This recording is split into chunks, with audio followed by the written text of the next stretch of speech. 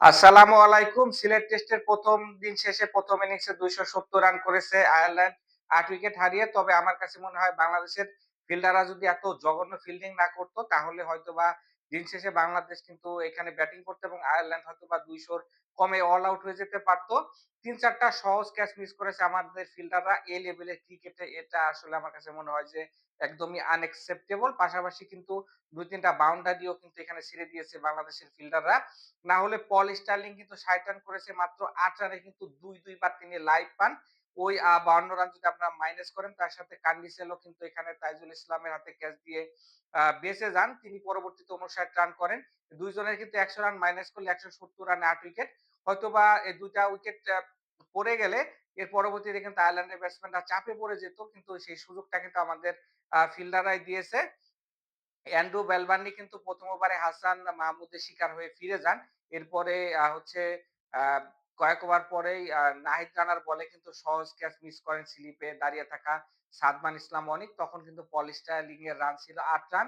কান্ডিসেলও কিন্তু হচ্ছে এখানে আ লাইভ দেন।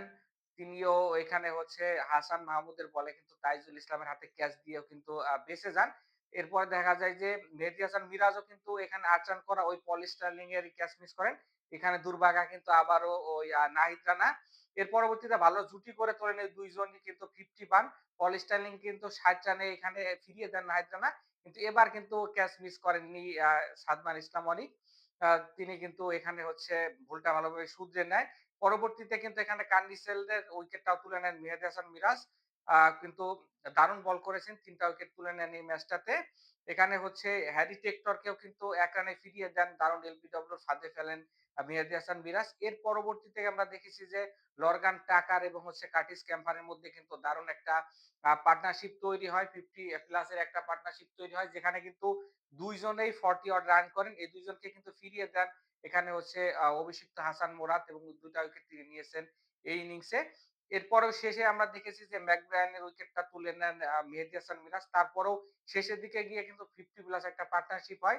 ৭ উইকেট হারিয়ে কিন্তু এখানে ২২২ রান করেছিল আয়ারল্যান্ড। তখন মনে হচ্ছিল যে আ আ সামহাউ ২৫০-২৬০ এর মধ্যে আয়ারল্যান্ড আটকে যাবে।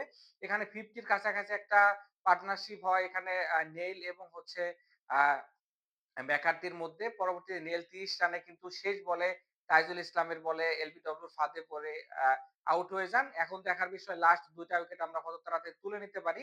তবে বড় দল হোক অথবা ছোট দল হোক বাংলাদেশী বোলাররা কিন্তু শেষ ২-৩ টা উইকেট নিতে খুবই ভোগান্তিতে পড়ে। দেখা গেছে ৭০-৮০ রান এক্সট্রা হয়ে যায়।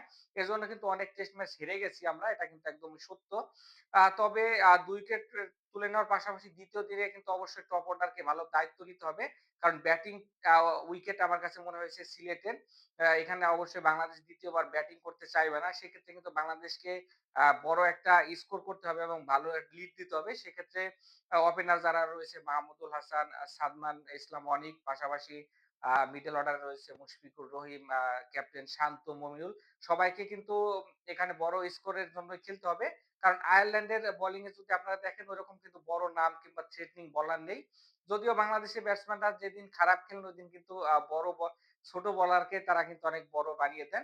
এজন্য ১ম এই ২ টা উইকেট নিতে হবে। এজন্য দায়িত্ব নিয়ে কিন্তু আমার কাছে মনে হয় বাংলাদেশ যদি ব্যাটিং করতে পারে তাহলে কিন্তু খুব একটা অসম্ভব কিছু না এই ম্যাচে আমাদের জয় পাওয়া।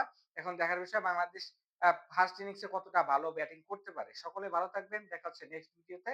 আল্লাহ হাফেজ।